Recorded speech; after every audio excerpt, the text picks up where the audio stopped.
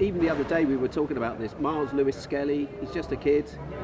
You know, he gets sent off and then gets terrible abuse on social media. It's not just him, but it's his family, isn't it? Yeah, everybody in around the player can be affected, can be touched, and it's very difficult, especially for his parents, for his mom, you know, to see that. It's something that is revolting, really, because we're talking about football at the end of the day. You know, it's a sport. Normally, it's about fun. And when you have people abusing players online, behind not showing identity as well, it's a big problem. The social media companies are trying to eradicate, to make a stop, but there's so much more that needs to be done, for sure. When you were a player, what was the most important, the feedback from your manager or the feedback from your teammates and your family? I'm thinking maybe Sir Alex Ferguson. Was he the real judge of whether you had a good or a bad game? The thing is with Sir Alex, he would tell you on the spot whether it was during the game or at half-time or after. You knew exactly where to stand. And obviously that was the number one judgment you were looking for. You know, because he would decide if you would play the next game or you wouldn't. And then, yeah, you have the family, but the family is biased. You know, they always have your back. So yeah, the manager for me was always the most important. Got to ask you, what do you think Sir Alex would be making of this current Manchester United team? Because it's not been a good season, is it?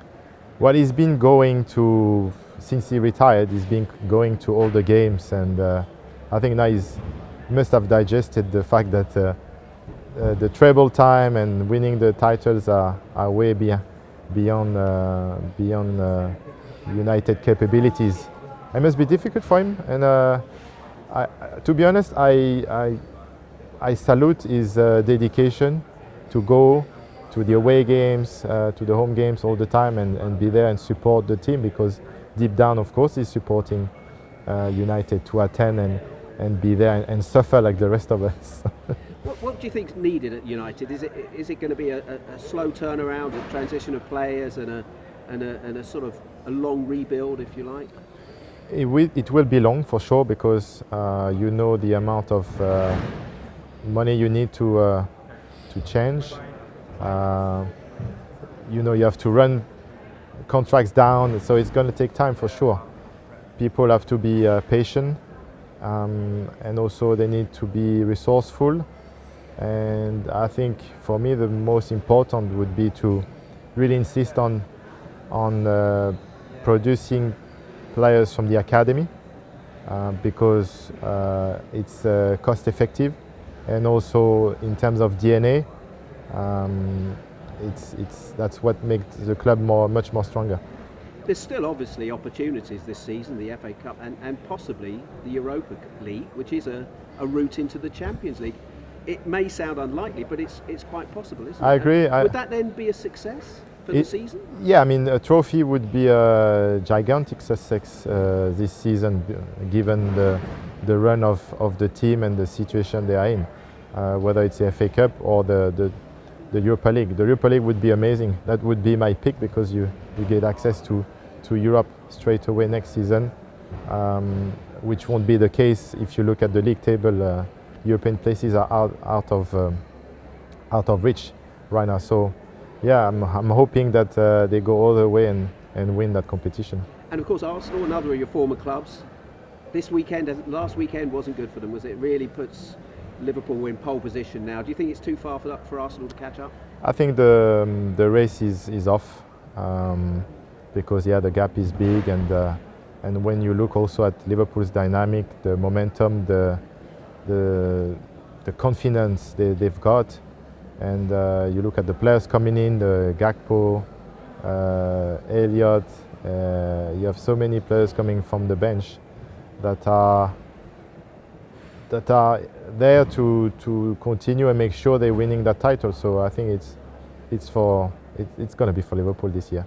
And Arsenal, they could still have a go at the Champions League. Are they capable of winning that, do you think?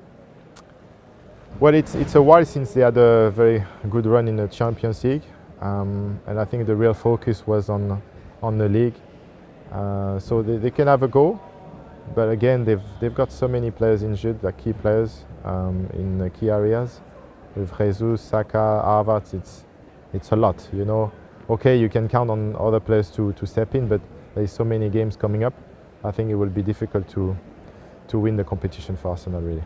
And we're in Egypt. I can't leave without talking about Mohamed Salah. Did you ever play against him in his early days? No. But I mean, he's still on fire. He's surely going to be the Ballon d'Or winner, or at least the Footballer of the Year.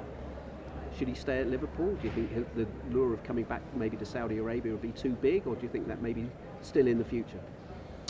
Look, clearly he should be winning an individual trophy, although I think he's such a collective player that it won't affect his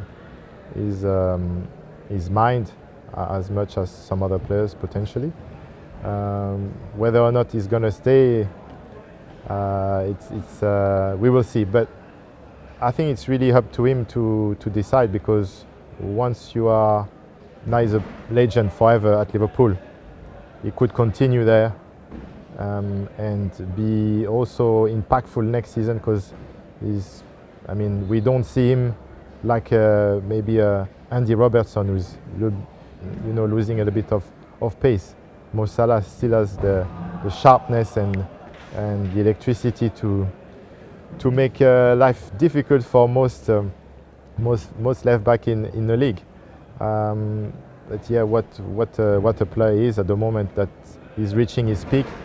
Game after game he's producing, and he became more lethal in front of the goal, which was an area that when he started wasn't his best attribute. Now he's a killer. And you've played with some of the great players. I know you said Ronaldo at Inter was probably the greatest you played with, but Cristiano Ronaldo and so many players over the years. Where does Mo Salah fit in the all-time great, certainly of the Premier League era?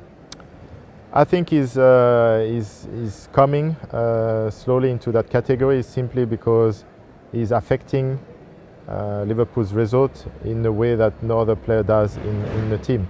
When Mo Salah plays, Liverpool is a better team, and they've got 99% of chance of winning the game. So he became that influential that for me, I put him in the world-class ranking.